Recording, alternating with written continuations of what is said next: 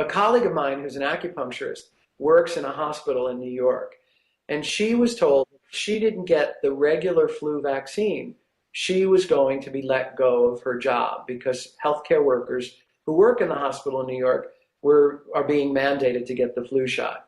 And she was concerned about the safety and the efficacy of the vaccine. And she really didn't want to get the vaccine. And two of the parents whose family she was taking care of came up to her and said, please get the flu vaccine for our kids. We want to know that if you get the flu vaccine, we'll feel comfortable knowing that our children won't be exposed to the virus. And I had to ask her, how does that make sense? How does vaccinating against the flu viruses stop you from carrying the flu viruses in your nasal passages? Because this is what the public believes. Oh, you're absolutely. This is it. This is one of the primary arguments that's being used to justify this insane behavior is herd immunity. So definitely expand on this because this is massively important. Right. So she was confused because she did not understand that vaccinating could actually stop you from carrying a virus or a bacteria.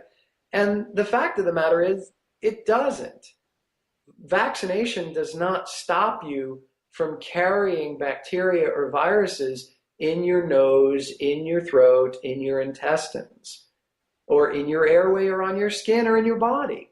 And so this is what we are up against when the public is actually made to believe that if you're vaccinated, you won't carry viruses, and therefore others will be protected because you're vaccinated. Now, this whole concept of herd immunity is very interesting, Joe, because, I mean, we were taught that herd immunity occurs because a certain percentage of a population gets an active illness, and therefore by a certain percentage getting the active illness, they impart a protection onto the remaining parts of the population that have not gotten the illness yet. And so the herd who's getting the illness is shedding the illness and protecting those who have not gotten the illness. Now, in vaccine science, we are extrapolating, or we are concluding that if we vaccinate a certain percentage of people, we are imparting protection on those who have not been vaccinated. And that has not been shown to be true, because the true herd immunity theory is based on an active disease. And we know that despite what we're taught, that vaccination does not mimic the natural disease. So we cannot use the same model of herd immunity in a natural disease in the vaccination policy. And unfortunately, we do use it, and it cannot be used because it doesn't have scientific backing.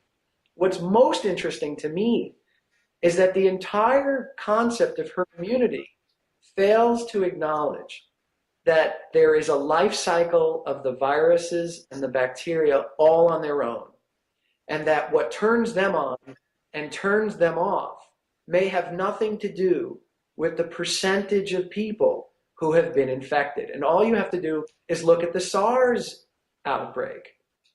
That virus that we were supposed to fear didn't infect 70 or 80% of the population, which would then impart a herd immunity on the 20 or 30% that didn't get the illness.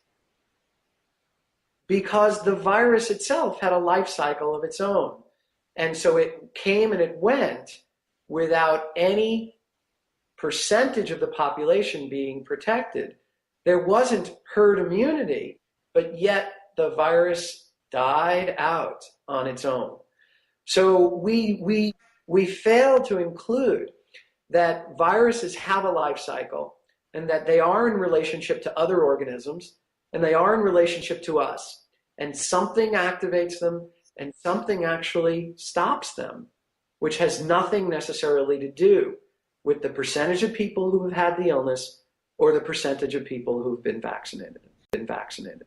Well, thank you so much for expanding on that, because one of the a really commonly held belief within the general community is that those of us who choose not to get vaccinated, and specifically for not only for the swine flu or H1N1, but also for other diseases, are actually being almost morally irresponsible, because we are exposing their children and them to these diseases because of our irresponsible choices. And they become, and I think many pediatricians have this viewpoint, and because they're responsible for so many more people, so they become just incredibly adamant to the point where they're almost violent about Correct. imposing their beliefs on the population.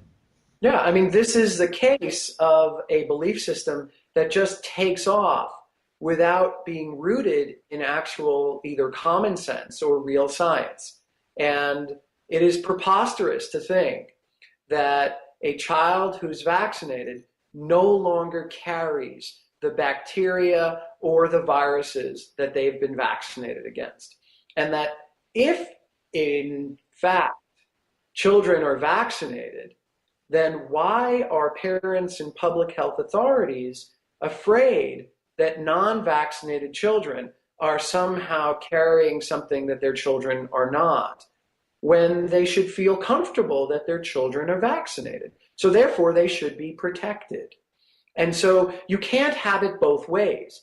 You can't vaccinate believing that your children are protected and then go ahead and feel that your children are not protected because somehow some non-vaccinated child is carrying some secret organism that no one else is carrying.